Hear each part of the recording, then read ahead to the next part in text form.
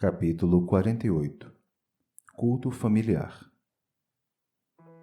Talvez que a praticante do espiritismo não fosse tão surpreendente a reunião a que compareci, em casa de Lísias. Aos meus olhos, porém, o quadro era inédito e interessante. Na espaçosa sala de estar reuniam-se pequena assembleia de pouco mais de 30 pessoas. A disposição dos móveis era a mais simples.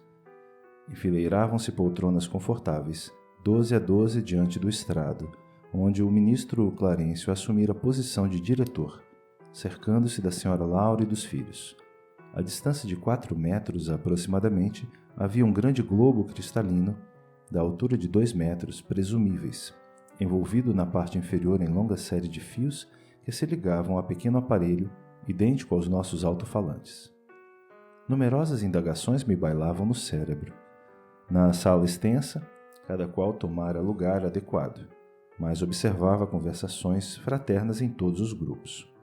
Achando-me ao lado de Nicolas, antigo servidor do Ministério do Auxílio e íntimo da família de Lísias, ousei perguntar alguma coisa.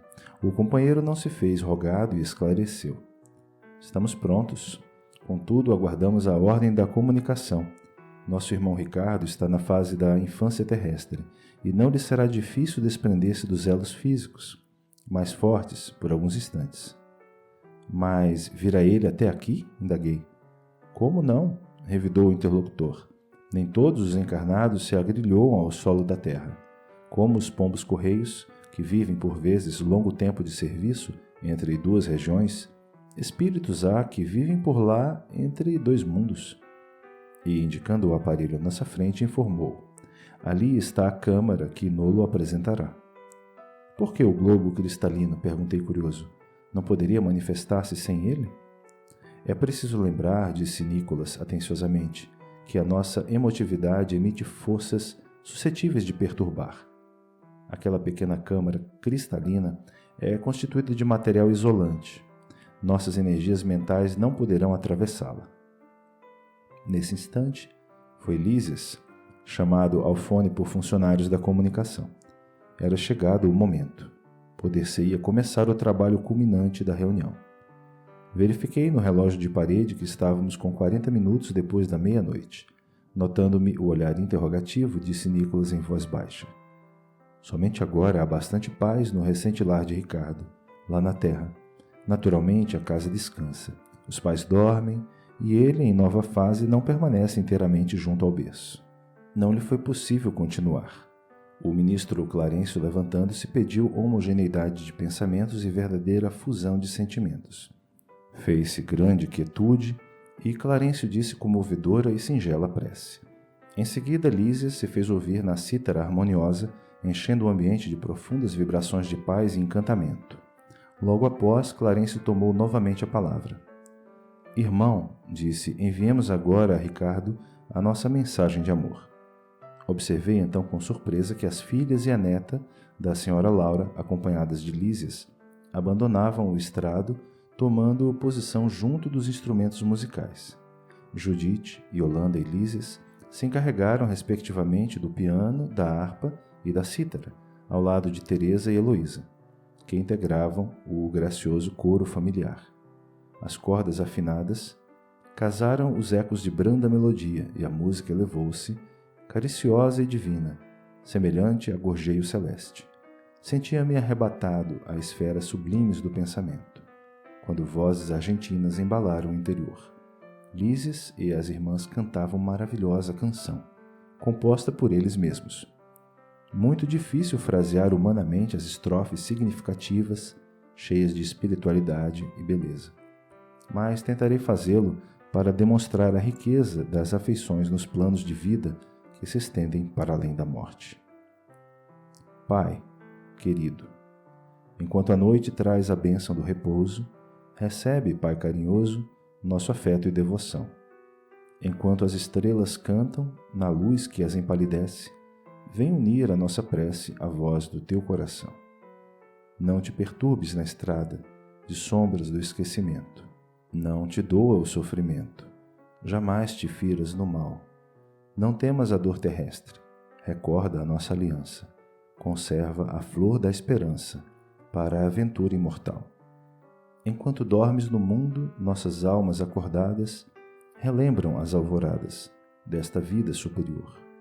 Aguarda o porvir risonho, espera por nós que um dia volveremos à alegria do jardim do teu amor. Vem a nós, Pai generoso, volta a paz do nosso ninho, torna as luzes do caminho, ainda que seja a sonhar. Esquece um minuto a terra e vem sorver da água pura, de consolo e de ternura, das fontes de nosso lar. Nossa casa não te olvida, o sacrifício, a bondade, a sublime claridade de tuas lições no bem. Atravessa a sombra espessa, vence, Pai, a carne estranha, sobe ao cume da montanha, vem conosco orar também. As derradeiras notas da bela composição, notei que o globo se cobria interiormente de substância leitoso-acinzentada, apresentando logo em seguida a figura simpática de um homem na idade madura. Era Ricardo. Impossível descrever a sagrada emoção da família, dirigindo-lhe amorosas saudações. O recém-chegado, após falar, particularmente à companheira e aos filhos, fixou o olhar amigo em nós outros, pedindo fosse repetida a suave canção filial, que ouviu banhado em lágrimas.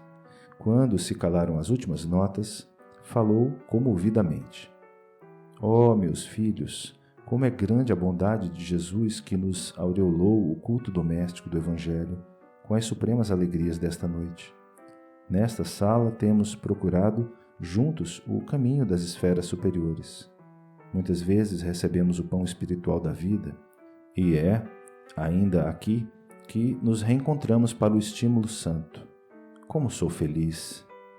A senhora Laura chorava discretamente. Lísias e as irmãs tinham os olhos marejados de pranto.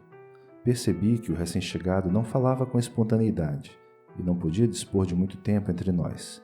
Possivelmente todos ali mantinham análoga impressão, porque vi Judite abraçar-se ao globo cristalino, ouvindo-a exclamar carinhosamente. Pai querido, diga o que precisa de nós, esclareça em que poderemos ser úteis ao seu abnegado coração. Observei então que Ricardo pousou o olhar profundo na senhora Laura e murmurou. Sua mãe virá ter comigo em breve, filhinha. Mais tarde virão vocês igualmente. Que mais eu poderia desejar para ser feliz, se não rogar ao Mestre que nos abençoe para sempre? Todos chorávamos, enternecidos. Quando o globo começou a apresentar de novo os mesmos tons acinzentados, ouvi Ricardo exclamando, quase à despedida. Ah, filhos meus, alguma coisa tenho a pedir-lhes do fundo de minha alma. Roguem ao Senhor para que eu nunca disponha de facilidades na terra, a fim de que a luz da gratidão e do entendimento permaneça viva em meu espírito. Aquele pedido inesperado me sensibilizou e surpreendeu ao mesmo tempo. Ricardo endereçou a todos saudações carinhosas, e a cortina, de substância cinzenta, cobriu toda a câmara, que em seguida voltou ao aspecto normal. O ministro Clarencio orou com sentimento e a sessão foi encerrada, deixando-nos imersos em alegria indescritível. Dirigi-me ao estrado para abraçar a senhora Laura, exprimindo-lhe de viva voz minha profunda impressão e reconhecimento, quando alguém me atalhou os passos quase junto à dona da casa, que se ocupava a atender às numerosas felicitações dos amigos presentes. Era Clarencio, que me falou em tom amável. André, amanhã acompanharei nossa irmã Laura à esfera carnal. Se lhe apraz, poderá vir conosco para visitar sua família. Não podia ser maior a surpresa. Profunda sensação de alegria me empolgou, mas lembrei instintivamente o serviço das câmaras. Adivinhando-me, porém, o pensamento, o generoso ministro voltou a dizer: Você tem regular quantidade de horas de trabalho extraordinário a seu favor. Não será difícil a Genésio conceder-lhe uma semana de ausência, depois do primeiro ano de cooperação ativa. Possuído de júbilo intenso, agradeci, chorando e rindo ao mesmo tempo. Ia enfim rever a esposa e os filhos amados.